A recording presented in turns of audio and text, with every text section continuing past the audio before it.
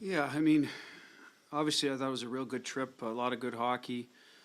Um, Tonight came from behind again, similar to Anaheim, but this time we were able to, even though we gave up a late goal, we had a good push. I thought our guys were in a good place. And eventually came through. Yeah, the only one that got away was Anaheim late, so we could have had points there as well.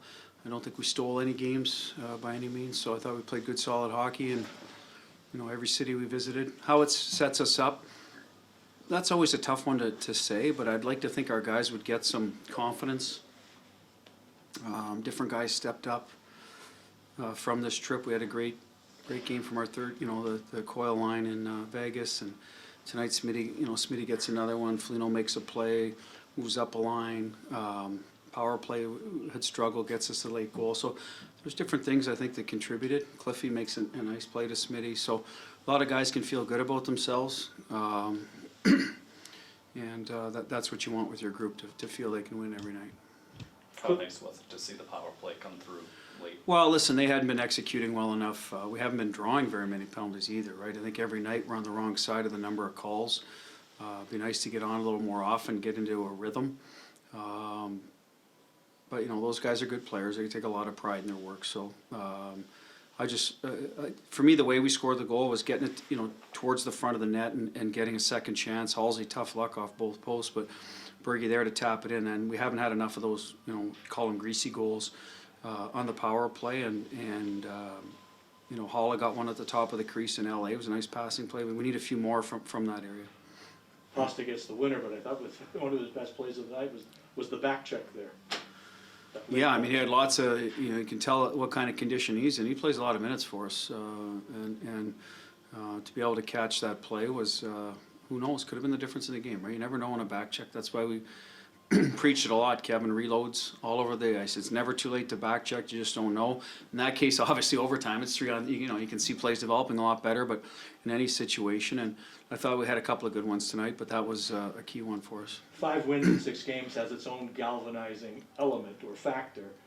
But the trip at large, you think, bring this team closer? I think so. You're spending time together. We had some off days. Obviously, you're not going to practice a lot when you're in a tense schedule, and then you're moving on. So I think they had a chance to get together in Seattle early on there, and then in LA for a day, Vegas for a day. So at the end of the day, I think with a lot of newness in our team, not a lot of road trips, this is one we needed as a group. And then when you're winning, I mean, everyone's feeling good about themselves, so you're together. So all those things put together, I think, yes, it can really bring a team together. And I guess we'll see down the stretch, as Eric pointed out, whether it's something we look back on and say, hey, that was the point of the year where we really came together as a team and built our, our identity or ability to win and play winning hockey at the right time, etc. This was a loaded night, wasn't it? I mean, there's the tribute up front with Nash. There's the Foligno video.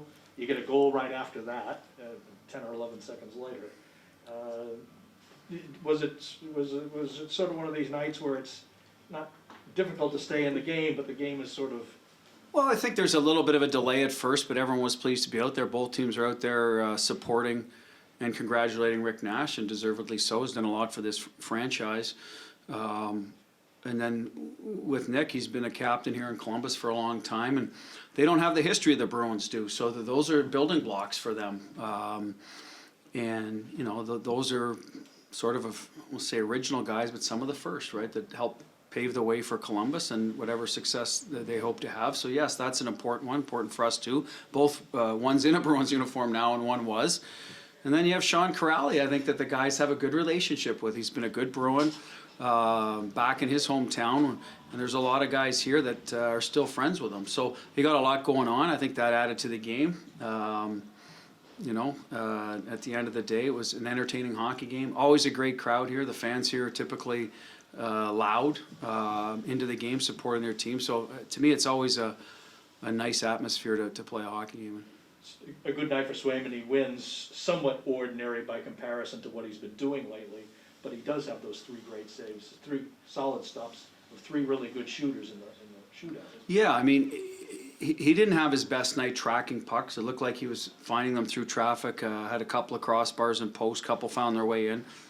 But made the cross crease saves. I know in the second there was one, and then there was the line A one. Like right before they scored the tying goal, that was unbelievable. I thought, oh, that's the one. You know, now we'll just freeze up the puck. But it got loose, found a way in. But yeah, he stopped 3 excellent shooters. So he, you know, but listen, he battles. You know, once we got that, you know, the lead, that save on line A was. Not a lot of guys are going to make it. Unfortunately, you know, the puck found his way through after. But again, he's a guy that knows how to win and has done a lot of it for us lately. Good to hear. Thanks, Coach. Thank you.